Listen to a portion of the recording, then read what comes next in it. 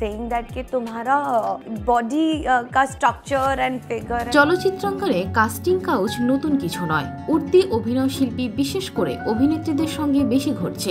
বহু নায়িকা লালসার শিকার হয়েছেন প্রযোজক পরিচালকদের। শুধু অভিনেত্রী নন, তারকারাও কাজের বিনিময়ে কুপ্রস্তাব পেয়েছেন।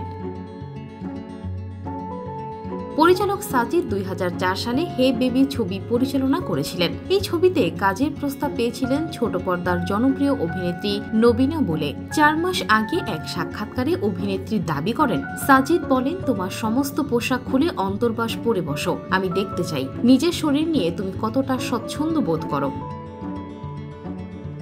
বলিউড জনপ্রিয় কৌতুক অভিনেতা জনি লিভারের মেয়ে জেমি লিভার বাবার নামকরা অভিনেতা হলেও তিনি পরিচালকের কুপ্রস্তাব পেয়েছিলেন। ক্যারিয়ারের প্রথম দিকে যৌন হেনস্থার শিকার হয়েছিলেন জেমি। অভিনয়ের জন্য অডিশন দিতে গিয়ে শুনতে হয়েছিল, তুমি কি তোমার পোশাক খুলতে পারবে? পরিচালক জেমিকে বলেন, তোমাকে একজন 50 বছর বয়সী পুরুষকে পটাতে হবে, এর জন্য তুমি কি পোশাক খুলতে পারবে?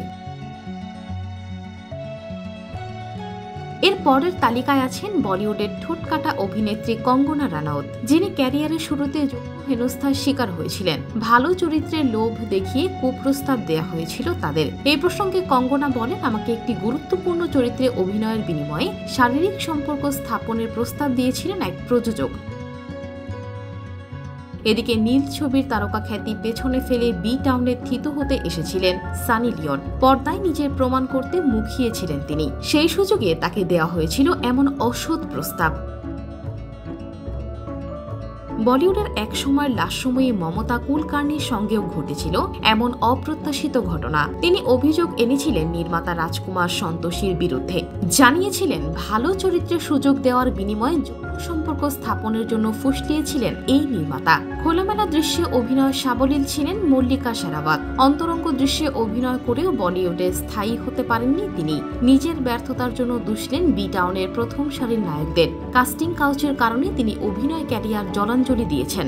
অভিনেত্রীর ভাষ্য, প্রথম সারির অভিনেতারা আমার সঙ্গে কাজ করতে চান না, এর কারণ আমি আপোষ করি না। বিষয়টা খুবই সহজ। প্রথম সারির নায়করা এমন নায়িকাই পছন্দ করেন যাদের তারা নিজের মতো চালাতে পারেন, কিন্তু আমি সেরকম একেবারেই নই। আমার ব্যক্তিত্ব সেরকম নয়। কারো হাতের পুতুল আমি নই। কেউ আমাকে নিয়ে খেলতে পারে না। রাত 3টার সময় কোনো নায়িকাকে ফোন করে যদি কোনো নায়ক ডাকেন আর তিনি যদি যেতে রাজি না থাকেন, তাহলে পরদিন ছবি থেকে বাদ দিয়ে দেওয়া হয়।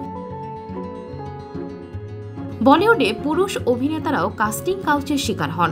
বলিউডে আত্মপ্রকাশের আগে আয়ুষ্মান খুরানা একজন জনপ্রিয় সঞ্চালক ছিলেন। অভিনয় জীবন শুরুর দিনগুলোতে তাকে কিছু কাস্টিং ডিরেক্টর দ্বারা যৌন সুবিধা দেওয়ার কথা বলা হয়েছিল, যা তিনি প্রত্যাখ্যান করেছিলেন। একজন টেলিভিশন পরিচালক তাকে কুপ্রস্তাব দিয়েছিলেন, যা তিনি গ্রহণ করেননি। কাস্টিং কাউচের শিকার হওয়ার তালিকায় আরও রয়েছেন আরেকজন জনপ্রিয় তারকা রণবীর সিং। বিষয়টি সম্পর্কে বলতে গিয়ে তিনি বলেন, হ্যাঁ, ইন্ডাস্ট্রিতে কাস্টিং কাউচের অস্তিত্ব আছে। আমি আমার সংগ্রামের দিনগুলোতে এটি অনুভব করেছি। তবে এটি নির্ভর করে আপনি কিভাবে পরিস্থিতি মোকাবেলা করবেন তার উপর। আমি বিনয়ের সঙ্গে প্রত্যাখ্যান করাটা বেছে নিয়েছি।